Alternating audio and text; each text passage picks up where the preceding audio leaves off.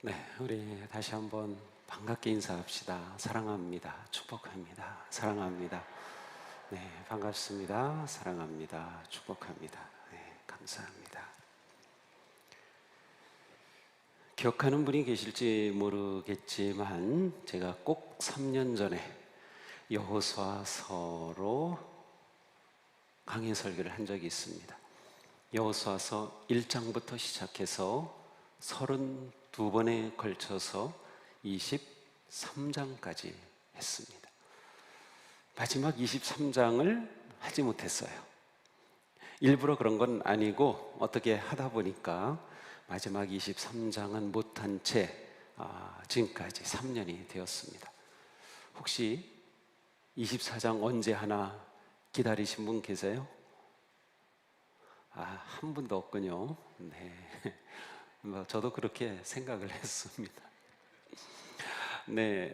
근데 갑자기 올해 마지막 설교 여호수아서 24장이 떠올랐습니다. 그래서 이 말씀 붙잡고 설교를 준비하는데 아주 저에게 큰 도전이 되었습니다. 우리는 여호수아서 24장을 이해하기 위해서는 아주 간단하지만 1장 그리고 그 이전에 이스라엘의 역사를 좀 훑어볼 필요가 있습니다. 자, 어디서부터 할까요? 출애굽부터 하면 좋겠어요. 이제 이스라엘 백성들이 애굽에서 430년간 노예살이를 할 때 하나님께서 모세를 부르셔서 그들을 구원해내셔요. 우리는 그래서 애굽에서 나왔다, 출애굽이라고 하죠. 430년 전에 야곱의 자손들 70여 명이 애굽으로 들어갔어요. 430년 후에 출애굽했습니다. 그런데 그게 쉬운 일이 아니었죠.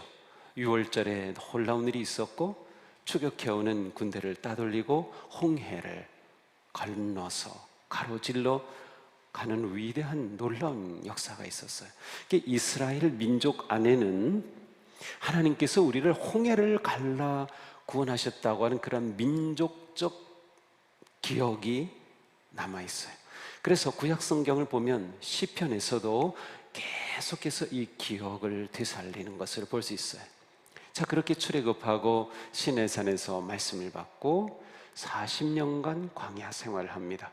구름기둥 불기둥을 인도함을 받아 40년 훈련이었습니다. 출애굽 1세대가 40년간 다 죽게 되고 2세대로 바뀌었을 때 하나님은 여호수아를 모세의 후계자로 세우셔서 백성들을 이끌고 가나안 땅, 약속의 땅으로 들어가게 하셔요. 그때도 요단강을 건너고 요단강도 그 홍수가 나서 넘치는 강을 홍해랑 똑같이 가르는 역사를 일으키고 건너 들어갔습니다.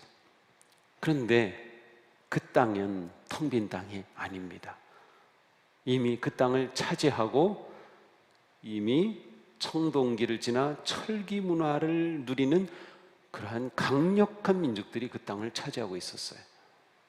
하나님이 약속하신 땅인데 말이죠. 따라서 정복 전쟁이 시작됩니다. 여호수아서는 정복 전쟁의 이야기입니다. 그렇게 정복 전쟁을 7년간, 또 어떤 학자들의 계산에 의하면 16년간 진행하게 되죠. 자, 여호수아는 이제 나이가 들어서 죽을 때가 가까이 오는 것을 알게 되고 땅을 어느 정도 차지하면서 12지파에게 이 땅을 분배합니다.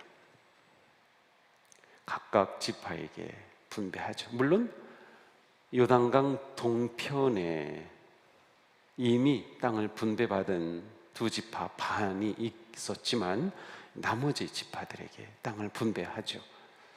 자, 땅을 분배했다는 것은 이제 우리 땅이 되었다라고 끝나는 게 아니고요.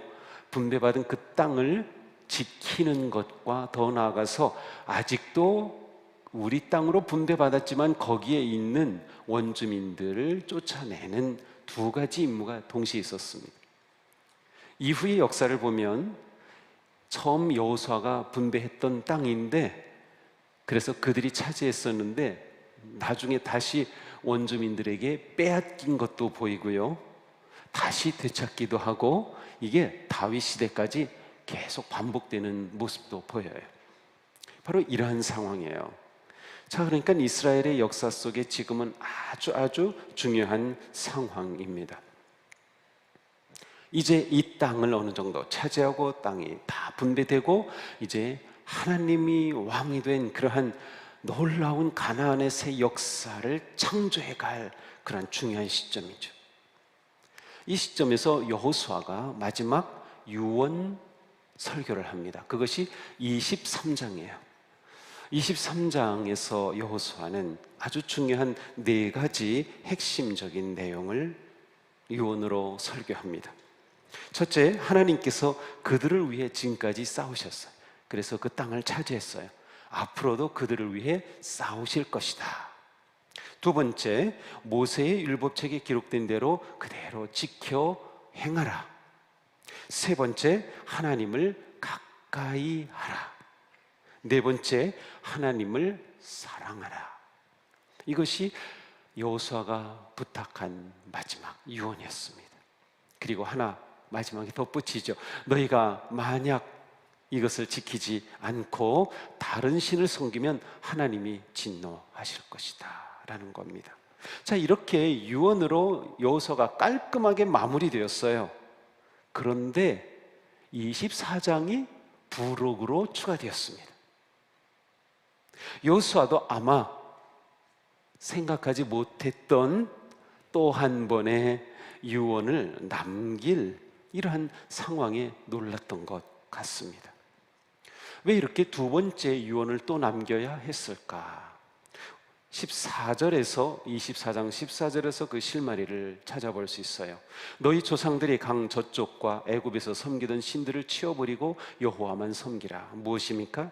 지금 우상들이 들어오고 있어요. 너희 그거 치워버려, 다른 신 다 버려라고 말씀하는 걸 보면 그들 가운데 이게 들어온 것입니다. 그래요. 첫 번 유언을 한 이후 얼마나 시간이 지났는지 몰라요. 몇 개월이 됐을지 혹은 1년이 지났을지 모르는데 그 사이에 이 위대한 지도자가 나이가 많아 이제 세상을 떠날 것 같으니까 그만 그들의 마음이 흩어지기 시작했습니다. 지금 이스라엘의 상황은 좋지 않습니다. 영적으로 먹구름이 끼고 있어요. 그들 가운데 우상이 스물스물 기어들어오고 있습니다. 하나님을 향한 헌신이 점점 약해지고 있습니다. 이때 여호수아는 지체하지 않고 이스라엘 백성들을 세겜에 불러 모았어요. 세겜, 하나님의 괴가 있는 곳이죠. 성막, 아직 성전은 아닌 바로 그곳입니다. 그리고 이곳에서 언약을 갱신합니다. 우리는 이것을 세겜 언약 갱신이라고 부릅니다. 이스라엘 백성들은 이미 하나님과 언약을 맺었어요. 가장 중요한 것이 시내산 언약입니다. 모세 때에 그들은 하나님과 시내산 언약을 맺었어요. 그리고 가나안으로 들어오기 직전에 모압 평원에서, 요단 동편이죠, 그곳에 머물면서 또 한 번 모압 평원에서 하나님과 모압 언약을 맺었어요. 자, 그런데 지금 그 언약을 새롭게 할 상황이 되었습니다. 그들은 과거 이집트 노예 생활을 끝내고 40년의 광야를 끝내고 가나안 땅에 들어와서 이 땅을 차지하고 이제 지파별로 분배를 다 받은 상황에서 하나님의 인도하신 가운데 위대한 민족으로 뻗어가야 될 이 중요한 자리에서, 그리고 가나안 땅에 들어올 때 하나님은 여호수아를 통해 약속해 주셨어요. 그들을 형통케 하리라. 그래서 여호수아는 형통의 축복으로 시작이 돼요. 이제 바로 그 하나님의 약속대로 그들은 복의 백성, 형통한 백성으로 뻗어갈 중요한 시점에 왔어요. 그런데 지금 비전이 흔들리고 있습니다. 신앙이 흔들리고 있어요. 기초가 흔들리고 있습니다. 이대로 가다가는 큰일입니다. 여호수아가 결단하도록 그들에게 요청하는 겁니다. 영적 타협을 거부하고 그들은 이제 새롭게 선택하고 결단해야 한다는 것입니다. 이렇게 이스라엘 백성들을 하나님 앞에 다시금 결단하도록 불러세웠어요. 바로 이것이 24장입니다. 여호수아는 세겜의 백성들을 모으고 언약 갱신을 촉구합니다. 너희가 섬길 자를 오늘 택하라. 오직 나와 내 집은 여호와를 섬기겠노라. 너희가 섬길 자를 오늘 택하라. 110세가 다 된 여호수아가 이스라엘을 이렇게 결단의 순간으로 몰아넣습니다. 그리고 그 여호수아는 바로 지금 우리를 결단의 순간으로 몰아세웠습니다. 우리의 신앙생활은 언제나 선택과 결단의 삶입니다. 어제의 선택이 오늘 우리가 되었듯이 오늘 우리의 선택은 미래의 우리를 결정합니다. 코로나 이후 지난 2년간 가장 힘들었던 것은 선택의 순간이었습니다. 아마 정부도 그러지 않았을까요? 선택의 순간이에요. 방역 고비를 언제 조이고 언제 할까? 다 순간, 선택의 순간 얼마나 힘들었을까요? 저도 힘들었으니 말이죠. 정말 선택의 순간, 힘든 만큼 중요한 거죠. 코로나와 함께 살아온 지금 우리 자신을 돌아보면서 어떤 생각을 합니까? 과연 코로나 위기에 맞서서 우리는 잘 싸웠습니까? 우리의 믿음은 더 깊어지고 견고해졌습니까?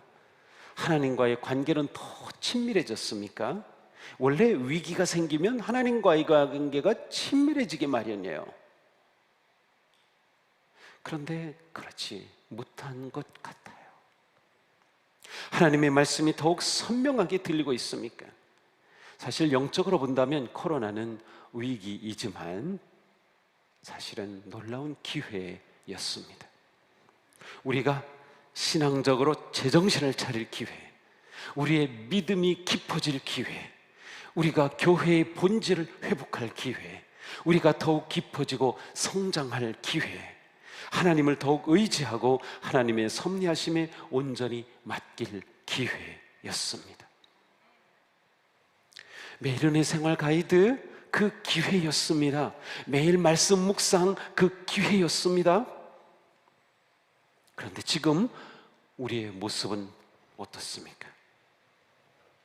오늘 우리는 올해의 마지막 송년 예배를 드리면서 코로나 이후의 세대, 그리고 코로나와 함께하는 시대를 어떻게 맞이해야 할지 선택하고 결단할 자리에 섰습니다. 우리는 선택하고 결단할 때 그냥 하지 않아요. 항상 나름 기준이 있습니다. 근거가 있어요. 시장에 가서 수박 살 때 아무거나 삽니까? 거기에 몇십 개가 있는데 고르죠? 그냥 고릅니까? 나름 기준이 있어요. 뭐 꼭지가 신선한 거, 아니면 안으로 쏙 들어간 게 뭐 더 좋다라든지 많이 두드려 보죠. 소리가 좋으면 이게 잘 익은 거다. 나름 기준이 있어요. 네, 그냥 선택하는 게 아니에요. 기준이 있고 근거를 가지고 선택하는 것입니다.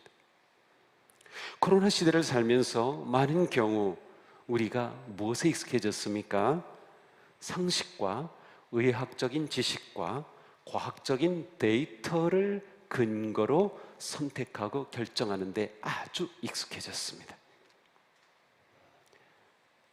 몇 명이 확진되었다, 몇 퍼센트가 중환자, 지금 전체 중환자실이 몇 퍼센트 찼다, 데이터가 있고요, 의학적인 정보가, 지식이 있고, 이런 모든 것들이 선택하는 기준, 결정의 근거가 되었어요. 그리고 그 앞에서 우리는 다 그대로 받아들입니다. 우리의 안전과 건강과 편리함, 때로는 경제적 이익의 문제, 이 모든 것들을 놓고 계속 선택해오고 있잖아요. 이것 자체는 좋은 것입니다. 나쁜 게 아니에요. 그렇죠. 이러한 것을 근거로 해서 선택하고 결정하는 거죠. 자, 그런데 우리는 그리스도인으로서, 신앙인으로서 하나 더 물어봐야 합니다. 나의 믿음의 삶을 위해서는 이러한 선택의 기초 근거 말고 또 다른 선택의 근거가 있지 않을까? 라고 말이죠. 우리의 마음과 영혼을 위한 선택의 기준이 무엇일까? 코로나 상황 속에서 우리는 매번 선택해 왔어요. 예배 드릴지, 온라인으로 드릴지, 현장에 올지, 우리가 이 모임에 갈지 말지, 어떻게 할지 매번 선택하고 우리의 믿음의 길을 결정해 왔어요. 말씀 묵상을 매일 들을지, 은혜생활 가이드 내가 시작한 거 매일 할지 매번 선택하고 결정했잖아요. 그때 우리는 무엇을 가지고 결정했나요? 나 오늘 바빠. 이렇게 하는 게 나한테는 더 편해. 이렇게 하는 게 더 안전해. 여러 가지 생각을 가지고 결정했잖아요. 과연 우리는 우리의 믿음과 영혼을 위해서 선택할 기준을 가지고 결정했느냐라는 거죠. 여호수아는 이스라엘 백성들에게 선택과 결단을 요청하면서 24장을 이렇게 시작합니다. 이스라엘의 하나님 여호와께서 이같이 말씀하시기를, 하나님께서 이렇게 말씀하셨다는 겁니다. 지나온 이스라엘의 역사 속에서 하나님께서 이렇게 일하셨고 이렇게 역사하셨고, 그리고 그 하나님이 이렇게 말씀하신다는 겁니다. 그리고 하나님이 하신 위대한 일을 하나씩 하나씩 하나님이 주어가 되어서 1인칭 주어가 되어서 말씀하시는 것으로 선포하고 있어요. 그들이 선택하고 결단할 기준을 지금 제시하는 겁니다. 그 내용이 무엇입니까? 우리가 이 말씀을 같이 읽어보겠어요. 여기서 중요한 것은 내가 라는 말씀, 이 단어가 반복되는, 내가 하나님입니다. 하나님이 1인칭으로 말씀하시는 형식으로 되어 있어요. 같이 읽어봅니다. 내가 아브라함을 이끌어냈다. 내가 이삭에게 야곱과 이삭을 주었다. 내가 모세와 아론을 보내었다. 내가 너희 조상들을 애굽에서 인도하여 내었다. 내가 애굽에서 행한 일을 너희 눈이 보았다. 내가 너희를 인도하여 요단 저쪽 땅으로 들어가게 하였다. 내가 너희가 수고하지 아니한 땅과 성읍을 너희에게 주었다. 너희는 심지도 않은 포도원과 감람원의 열매를 먹는다.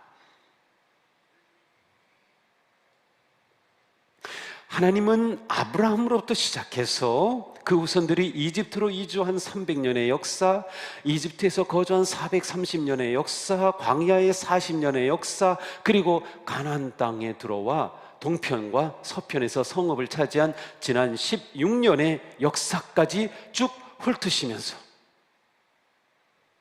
너희의 과거, 너희의 지나온 역사를 너희 기억하고 있느냐라고 말씀하시는 거예요. 하나님의 역사와 하나님이 주신 말씀이에요. 하나님과 맺었던 언약입니다. 그렇습니다. 하나님의 역사와 말씀이 선택의 기준입니다. 이것은 우리에게도 마찬가지예요.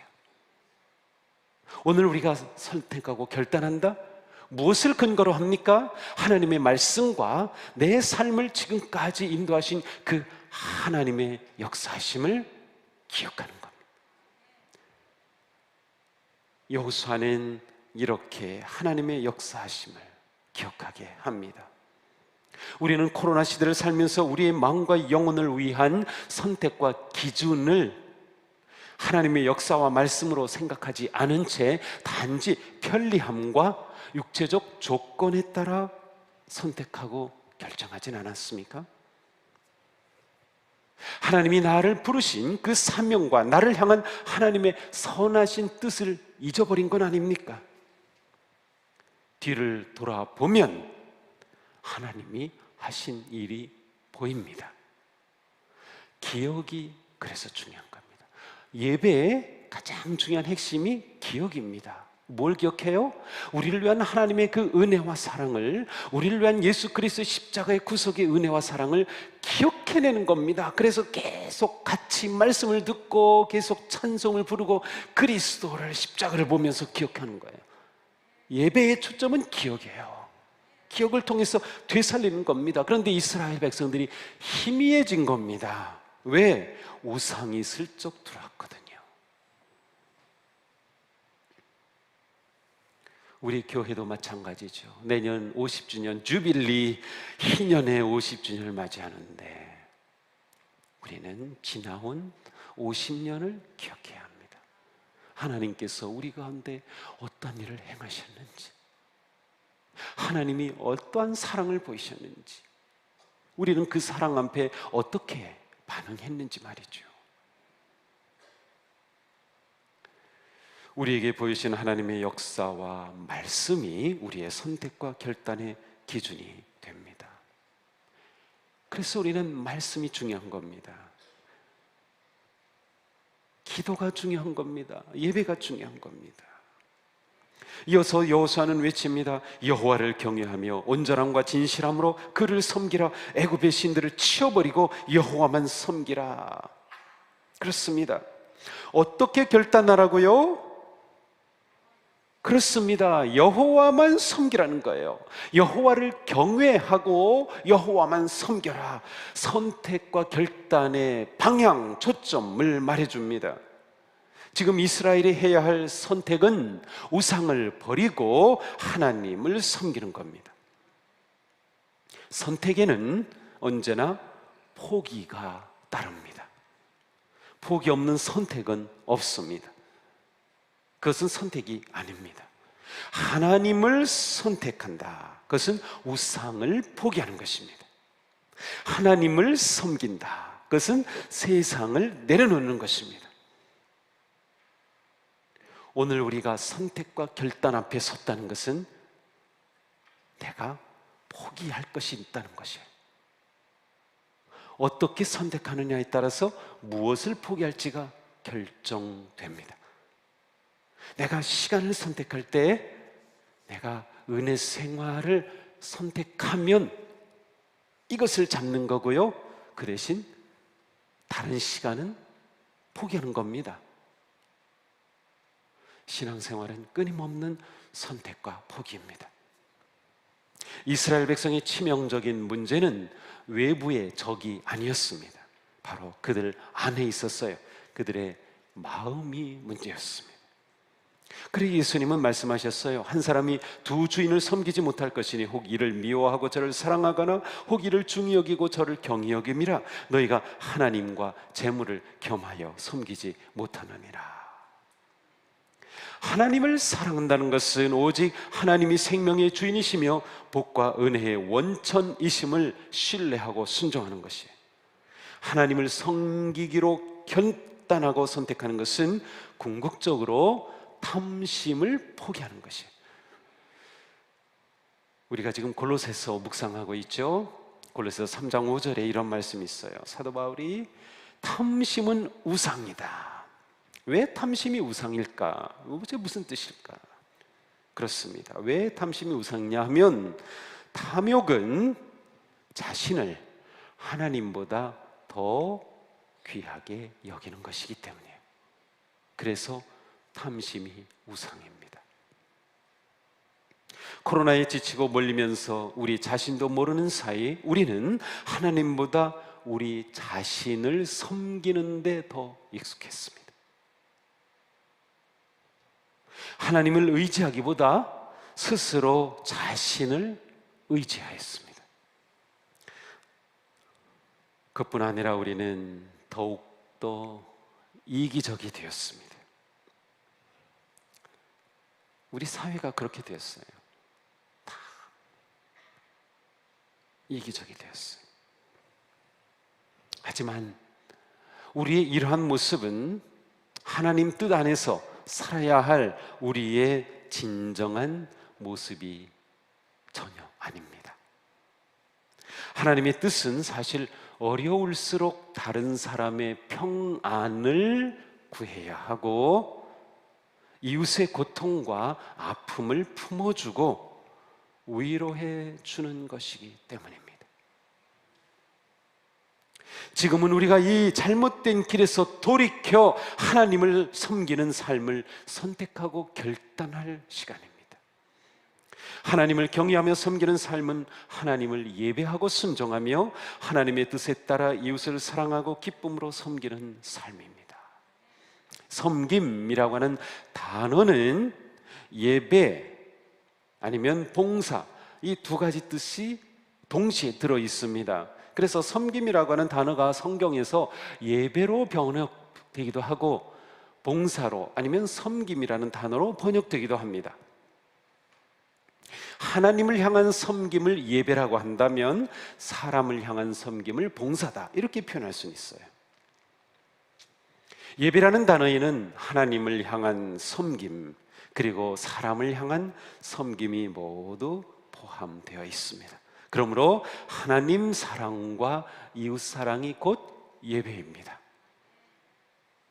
제가 한동안 계속 강조했어요. 나는 하나님을 사랑하기 때문에 네모합니다. 네모에 뭐가 들어가요?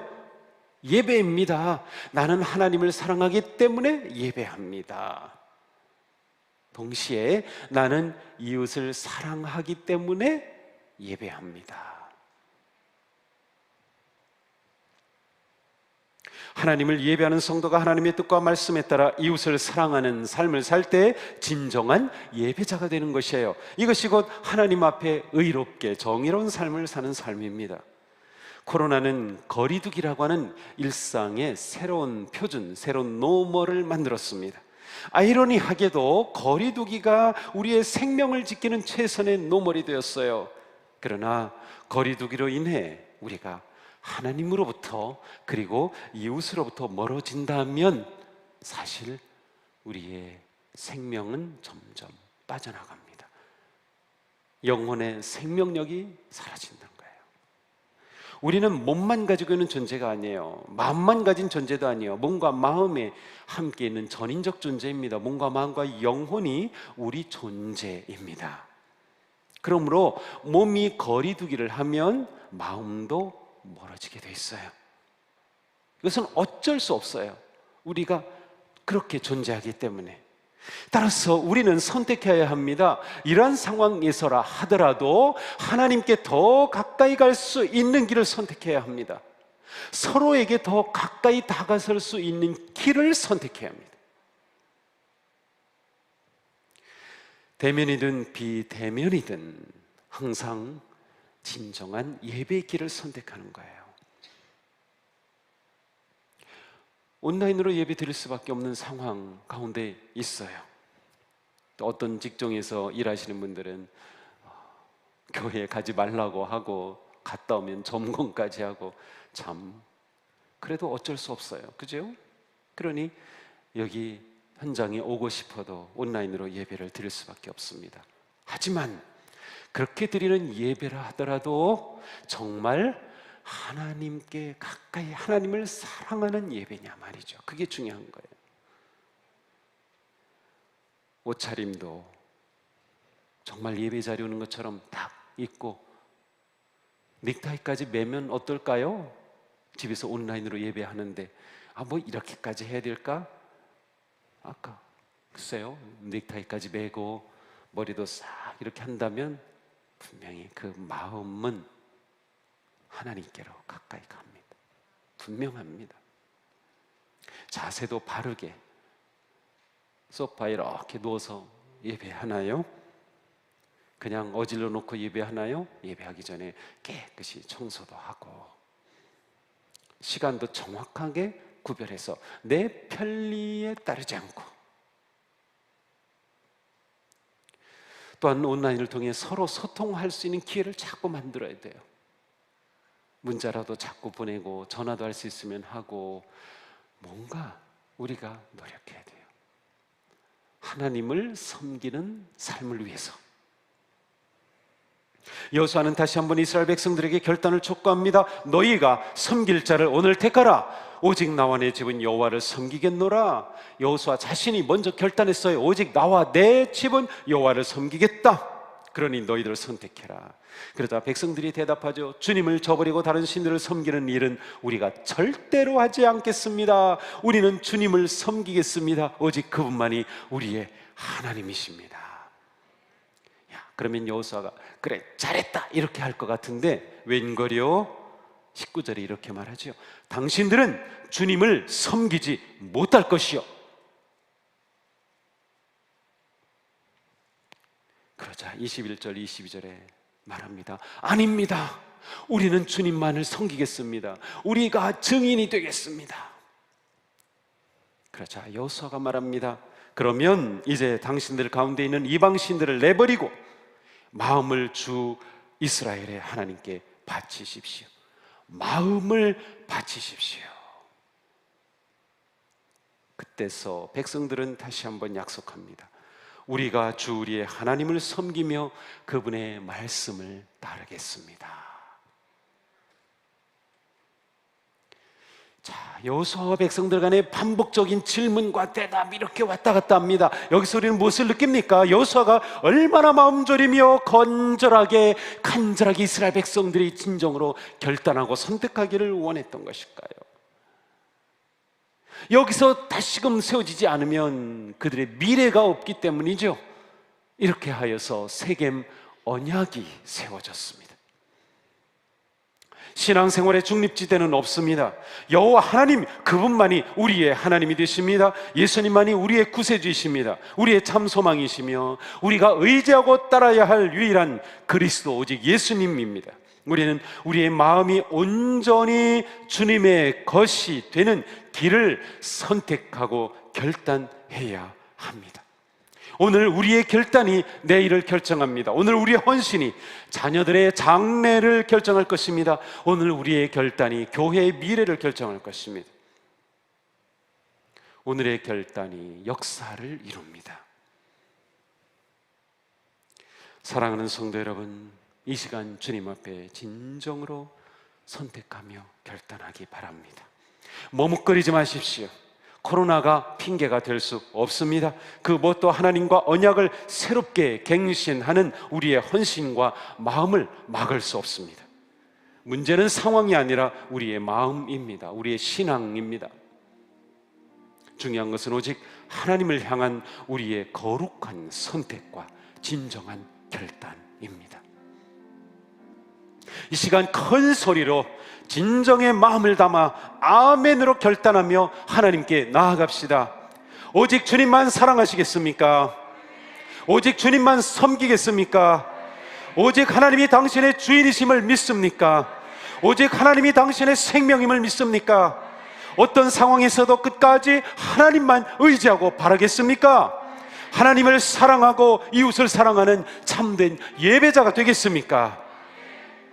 오직 하나님만 섬기기로 선택하고 결단하며 한 해를 마무리하고 새해를 기대하는 사랑하는 성도님과 가정 위에 코로나도 막을 수 없는 하나님의 은혜와 평화와 영광이 가득 넘치기를 축복합니다.